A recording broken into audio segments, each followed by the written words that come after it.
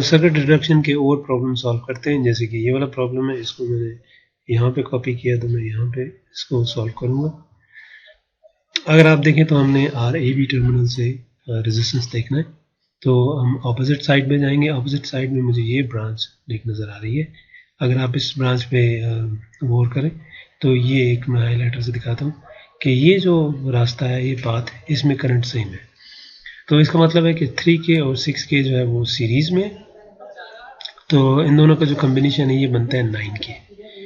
तो मैं यहाँ पे ऐसा करता हूँ कि ये सर्किट दोबारा बना हुआ है, तो 3K और 6K हो गया 9K। तो मैं अब यहाँ से अब इन्हीं दो टर्मिनल्स जहाँ जिनमें ये दो रेजिस्टर्स थे, यहाँ पे मिटा के मैं अब वो जो इक्विवेलेंट रेजिस्टेंस है या सीरीज रेजिस्टेंस वो मैं लिख देता हूँ, जो कि 9K है। ये देख लें 9K लिख दिया। ये चूँकि अब नई वैल्यू है इसलिए मैं यहाँ पे 9K। अब ये सर्किट यानी सर्किट रिडक्शन से ऐसा होता है कि जो नोड है, ये वाली नोड, ये बीच में से निकल गई है, और इन दो टर्मिनल्स पे जिनमें हमने पाथ देखा था, ये वाला पाथ, तो वो रिड्यूस होके एक 9K रेजिस्टर बन गया। अब फर्दर करंट ड्राइव करना दोबारा इसी नोड पे, ऊपर वाली पे, तो एक करंट इस ब्रांच में जा रहा है, एक करंट इस ब्रांच में जा रहा है, और दोनों के दरमियान दो सेम नोड्स हैं या वोल्टेज जो भी है वो इनके दरमियान एक ही है। तो इसका मतलब है 18K और 9K के पैरेलल में। तो इसलिए तो अगर आप देखें कि ये जो इनका पैरेलल कॉम्बिनेशन है, 9K लिखना यूँ चाहिए आपको, 9K पैरेलल विद 18K। तो ये इनका प्रोडक्ट डिवाइड बाय इनका सम, 9 दूनी 18 और 9 तीस 27, और ये K बनता है। सो 9 दूनी 18, 9 तीस 27 और 3 तीन 9, तो 6K। इसका मतलब है कि इन दो नोड्स के दरमियान अब जो है वो इन दोनों का जो पैरेलल कॉम्बिनेशन है RP वो होगा, और वो एक नोड, ये ऊपर वाली येलो नोड, ये इसको एक्सटेंड करके आगे ले जाए, और यहाँ पे 10K के साथ यहाँ पे आ गया 6K। अब आप देख सकते हैं कि अब पिक्चर काफ़ी क्लियर हो गई है कि इन दो टर्मिनल से जो रेजिस्टेंस नज़र आ रहा है वो है RAB। So RAB is equal to 6K plus, क्योंकि अब करंट एक ही पाथ है तो इसका मतलब ये सारे रजिस्टर सीरीज में 6K प्लस 6K प्लस ये आई थिंक 18K या 8K जो भी है, सॉरी 10K है। So this is 10K and this is equal to 22 kilo ohm, जो इस टर्मिनल से, इन दो टर्मिनल से जो हमें रेजिस्टेंस नज़र आ रहा है। तो हमने क्या किया, सिंपली ऑपोजिट टर्मिनल से रैपिंग स्टार्ट की, और जो कॉम्बिनेशन से सीरीज और पैरेलल उनको स्टेप बाय स्टेप करते गए। आप देख सकते हैं यहाँ पे एक और चीज़ मैं बात कर दूँ कि जब आपने इस नोड और इस नोड में इन दोनों पैरेलल जो रेजिस्टर्स हैं इनको कंबाइन किया, तो ये लूप जो है वो बीच में से गायब हो गया। सो पैरेलल सर्किट को रिड्यूस करने से लूप में जो है वो बीच में से निकल जाता है, और सीरीज सर्किट को रिड्यूस करने से नोड बीच में से निकल जाती है। अब हम एक और सर्किट सॉल्व करते हैं, जैसे कि ये है। इस सर्किट में हम देख सकते हैं कि वोल्टेज गिवन है और सारे रेजिस्टर गिवन है। वो कह रहा है कि सारे करंट्स और सारी वोल्टेजेस जो है वो आप मालूम करें। तो इसको करने के लिए जो पहला हिंट है वो यही है कि हमने सर्किट को रिड्यूस करना है, और सर्किट को रिड्यूस करने के बाद एक्चुअल सर्किट, जैसे जब तक हम यहाँ तक, इससे अगले स्टेप तक पहुँचेंगे, ये नीचे वाला जो है, तो फिर हम दोबारा ऊपर वाले के साथ इसको कंपेयर करेंगे। तो अभी मैं पहले रिडक्शन स्टार्ट करता हूँ। मैं पहले नोड्स आइडेंटिफाई करता हूँ, जैसे कि ये नोड है और दूसरी को, नीचे वाली को मैं येलो कलर दे देता हूँ। अब अगर आप देखें तो ग्रीन से जो करंट इस नोड से इस डायरेक्शन में जा रहा है, तो वो 9K में से भी वही करंट जा रहा है और 3K से भी यही जा रहा है। तो इसका मतलब है 9K और 3K जो है ये सीरीज में है, और ये बन जाता है 12K। तो इन्हीं दो टर्मिनल्स के दरमियान में एक रेजिस्टर बना दूंगा 12K। फिर मैं दोबारा ये जो नोड है ये दोबारा बनाता हूँ, एक ग्रीन है और एक येलो है। अब ग्रीन से नीचे जो ब्रांच में करंट जा रहा है वो 4K है, और इससे आउटर ब्रांच में से यहाँ से आ रहा है 12K। तो इसका मतलब है करंट दो पाथ्स में डिवाइड हो रहा है, तो इसका मतलब है, और वोल्टेज यानी जो नोड्स हैं वो सेम है। तो वही नोड्स है, तो इसका मतलब है इनकी क्रॉस वोल्टेज सेम है। तो दो पैरेलल पाथ बनने, तो 4K और 12K पैरेलल में, सो 4K पैरेलल विद 12K, तो ये बन जाता है 12 चौके 48, K स्क्वायर बन जाता है, नीचे K होगा वो कैंसिल हो जाएगा, 12 और 4 16, तो 16 3 48, 3K बनता है। तो इसका मतलब है ग्रीन और इसके दरमियान एक जो है वो, अब मैं सर्किट बनाता हूँ, ये 3K पीछे से आ रहा है, और फिर ग्रीन और येलो नोड के दरमियान अब क्या हमारे पास 3K, वो मैंने यहाँ पे बना दिया। अब मैं इस सर्किट पे आता हूँ, इसमें मैं देख सकता हूँ कि जो ऊपर वाली जो ग्रीन नोड थी, नीचे वाले को हम येलो कह देते हैं। अब इन दो नोड्स के दरमियान हमारे पास दो पाथ बन रहे, एक पाथ देखिए तो ग्रीन से एक रास्ता इधर है और एक पाथ नीचे है। तो पहले हम राइट साइड वाले को देखते हैं कि एक ही करंट फ्लो कर रहा है दोनों में, इसका मतलब है ये दोनों सीरीज में है।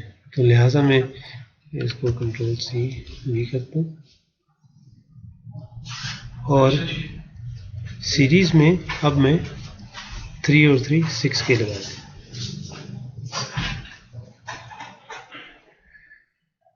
सर्किट यहाँ तक रिड्यूस हो गया।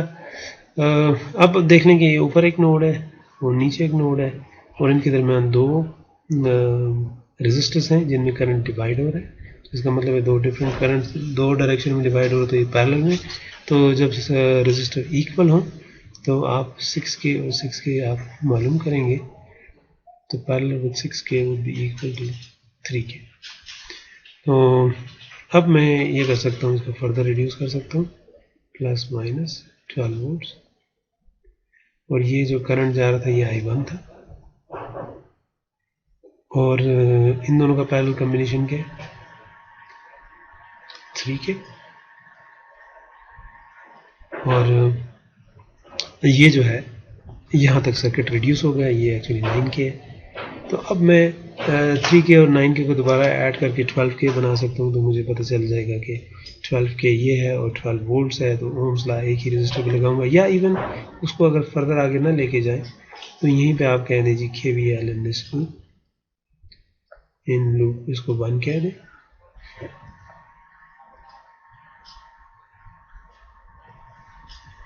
-12 नीचे से नेगेटिव टर्मिनल को हिट किया -12, पैसिव साइन कन्वेंशन हो ये प्लस है माइनस है प्लस है माइनस, ओम्स लॉ लगाएंगे, पॉजिटिव करंट पॉजिटिव को हिट कर रहा है, तो 9K I1 plus 3K I1 is equal to 0।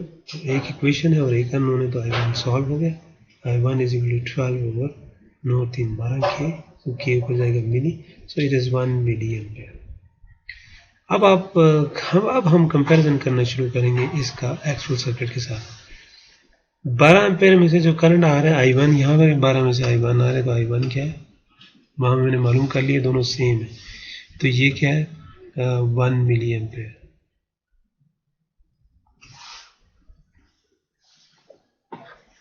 अब यहाँ पे जो वोल्टेज है ये इसने नहीं पूछी, लेकिन आप ये भी मालूम कर सकते हैं, ये वोल्टेज जो है अब आप मालूम कर सकते हैं कि मैं कलर चेंज करता हूँ, प्लस माइनस, इसको मैं ओम्स लॉ लगाता हूँ डायरेक्टली। करंट मुझे मालूम है एक रेजिस्टर में से कितना करंट जा रहा है और रेजिस्टेंस भी मालूम है, V across 9K is equal to I1 into 9K।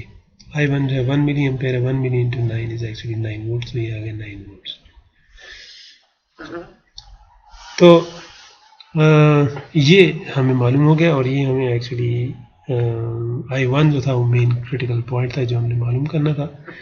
फिर आगे सारी चीज़ें इसी से हमें मालूम होंगी। जब रिडक्शन में आपने सही तरीके से कंपेयर करना है, अगर आप देखें तो 3K में जो इक्विवेलेंट रेजिस्टेंस था इन दो टर्मिनल्स के अंदर, तो वो 3K बनता है, और उसमें करंट इस वक्त इस लूप में I1 फ्लो कर रहा है, लेकिन यहाँ पे I2 फ्लो कर रहा है, इसलिए ये I1 यहाँ से आप इधर I2 की जगह I1 नहीं लिख सकते।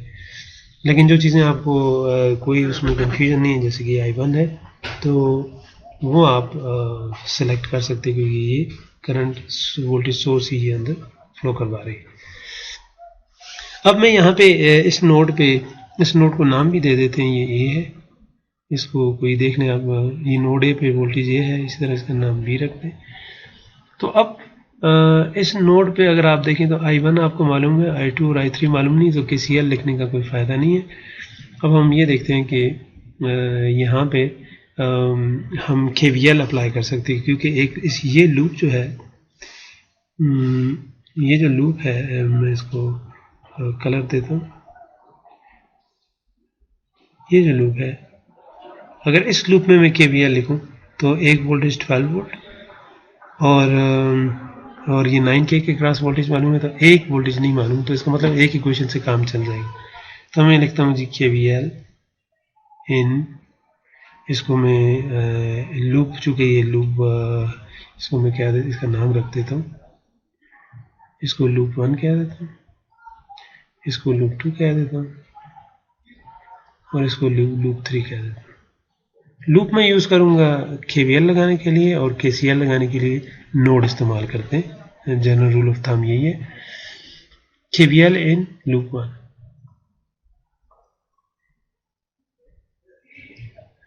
-12, इन माइनस को हिट किया, -12 प्लस 9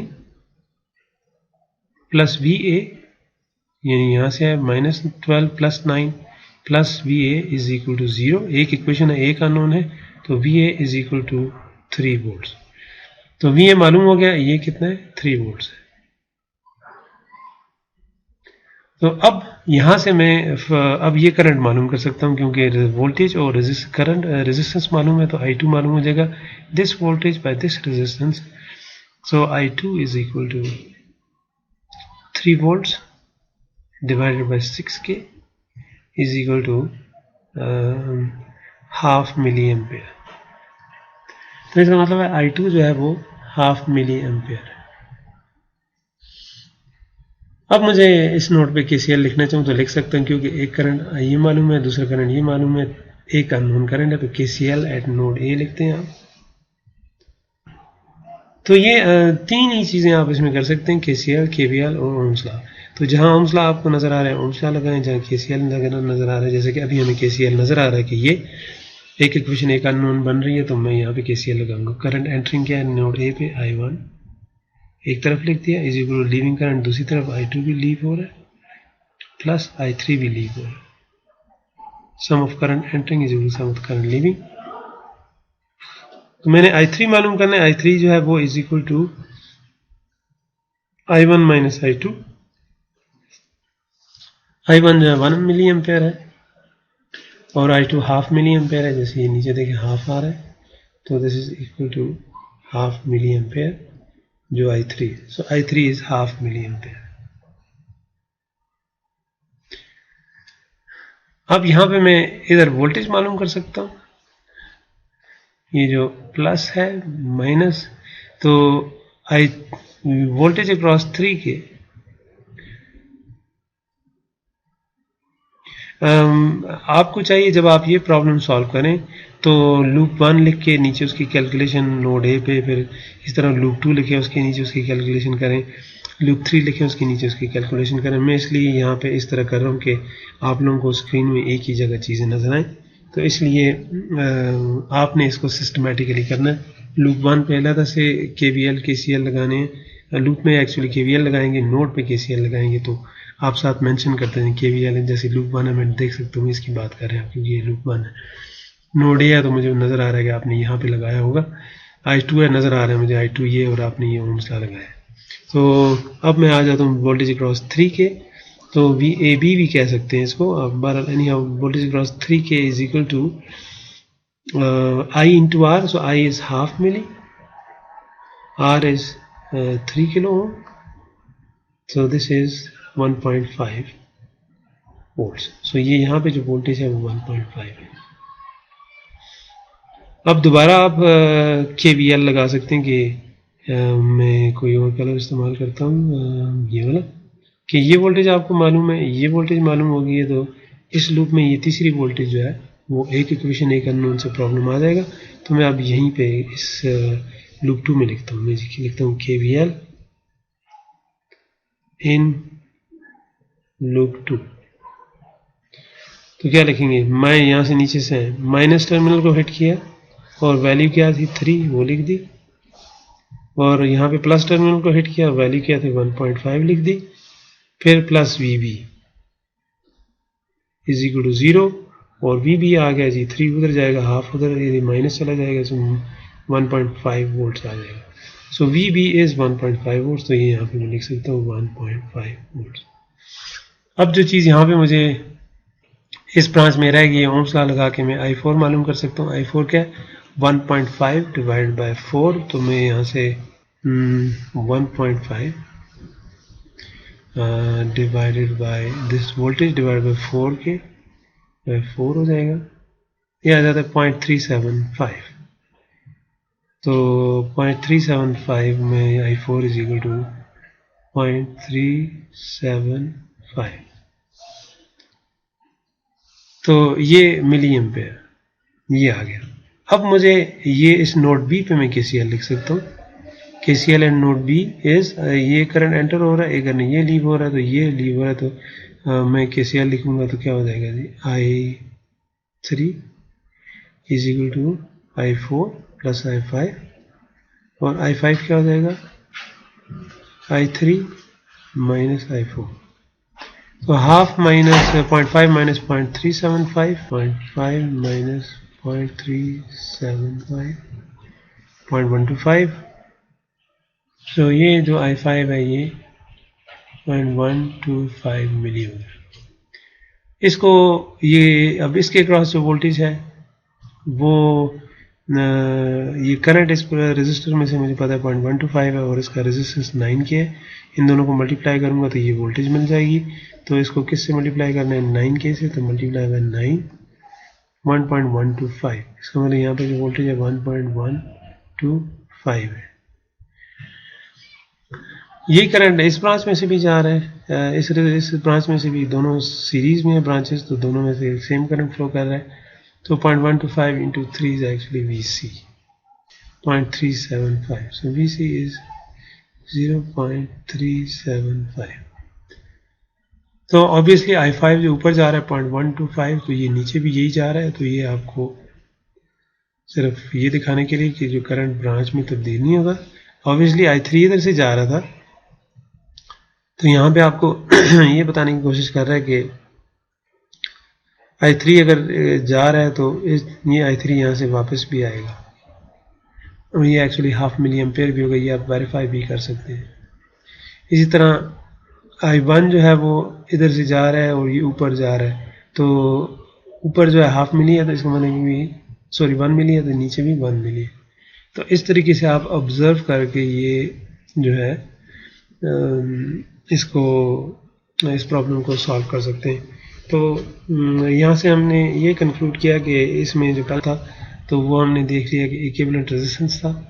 वहाँ से हमने कोई एक चीज़ जैसे कि सप्लाई करंट था I1 जो वोल्टेज सोर्स दे रही है ये मालूम किया, उस ये इक्विवेलेंट रेजिस्टेंस ये है, और फिर यहाँ से हम वापस इधर आए और ये चीज़ इधर हमने कॉपी की, और फिर KCL, आपके पास जो चीज़ें हैं वो KCL है, KVL है और ओम्स लॉ है।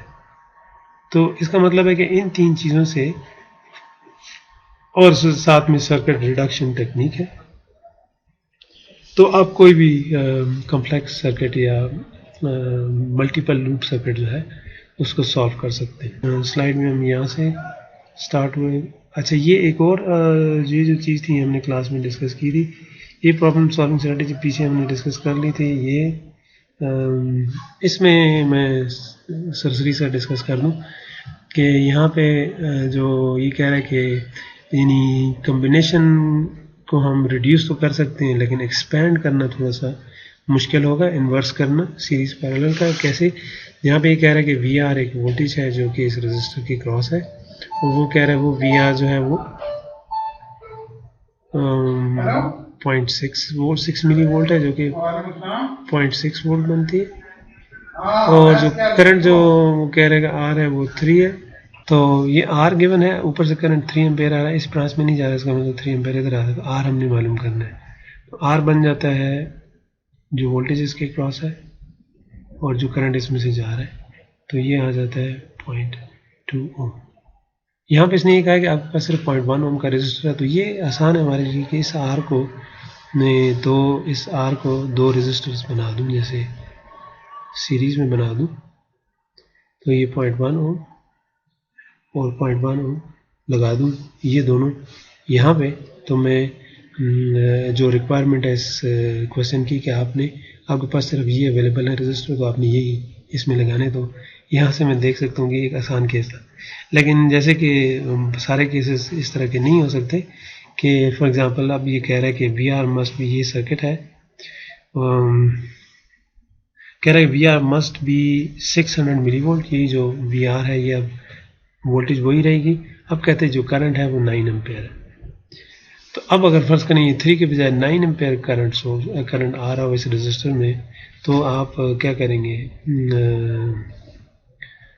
0.6 डिवाइडेड बाय 9, ये 0.6 है, 0.9 पे डिवाइड करेंगे तो ये आपके पास आ जाएगा 0.067 रेजिस्टेंस बनता है। आपके पास जो अवेलेबल रजिस्टर है वो क्या है, 0.1। तो ये इसने एक कम्बिनेशन दिखाया, तो इस कम्बिनेशन से आप देख सकते हैं कि इससे कम्बिनेशन बनाना थोड़ा सा मुश्किल है, लेकिन हम ये वेरीफाई कर सकते हैं कि ये वाकई ये जो कॉन्फ़िगरेशन है वो इवेंचुअली आखिर में यही आती है 6 वोल्ट ये बात। तो ये 3 रेजिस्टर अगर पैरेलल में, तो इसका जो केबल्स है इनका product 0.1 into 0.1 into 0.1 is 0.1 Q, और नीचे इसको इससे जब दें तो 0.1 स्क्वायर आता है, तो ये प्लस 0.1 स्क्वायर प्लस हो तो ये 3.1 स्क्वायर आता है, तो ये 3 इंटू 0.01 होल स्क्वायर, तो ये कैंसिल हो जाएगा, तो ये ओरिजिनल रेजिस्टेंस डिवाइड बाई 3 आ जाएगा। तो यहाँ पे इन दो ब्रांचेज में ये आ जाएगा 0.1/3। फिर इसके साथ एक और रजिस्टर, ये चूँकि ये नीचे भी एक नोड है और इन दो नोड्स के दरमियान 3 रजिस्टर पैरेलल में, और वो यही है 0.1, जैसे इसने कहा कंडीशन लगाई है कि इनकी अवेलेबिलिटी इनकी है, तो ये भी 0.1/3 बनता है।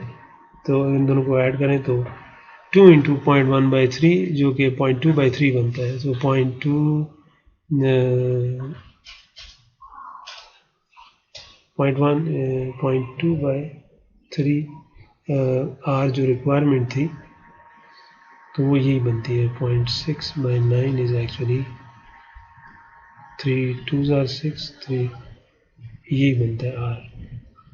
अगर इक्विवेलेंट रेजिस्टेंस 0.2/3 आपको चाहिए और आपके पास अवेलेबिलिटी 0.1 ओम की है, तो इस तरह के 3 कम्बिनेशन ऊपर और 3 कम्बिनेशन नीचे लिख के भी आप यहाँ इंसर्ट कर सकते हैं। लेकिन इनको ढूंढना जो है या इन्वर्स मालूम करना इट्स क्वाइट कॉम्प्लिकेटेड। लेकिन इसका एक और जो है वो अल्टरनेटिव ये भी है कि ये 0.1 जैसे कि कहा गया है कि 0.1 ही अवेलेबल है, इस कम्बिनेशन में भी आप लगा सकते हैं। तो ये क्या हो गया 0.2, और ये वाली ब्रांच होगी 0.2 और ये पैरेलल विद 0.1, तो ये बराबर है इनका प्रोडक्ट डिवाइड बाई इनका सम, तो ये कैंसिल हो गया, तो 0.2/3 आ गया, तो वही है। तो ये सर्किट भी पॉसिबल है इस तरीके से लगाने का, और ये भी पॉसिबल है जब आपकी रिक्वायरमेंट इक्विवेलेंट रेजिस्टेंस की ये हो। लेकिन इसको बनाना जो है that is a little bit ये मतलब इसमें कोई रूल नहीं, आपको प्लग एंड प्ले करके करना पड़ेगा।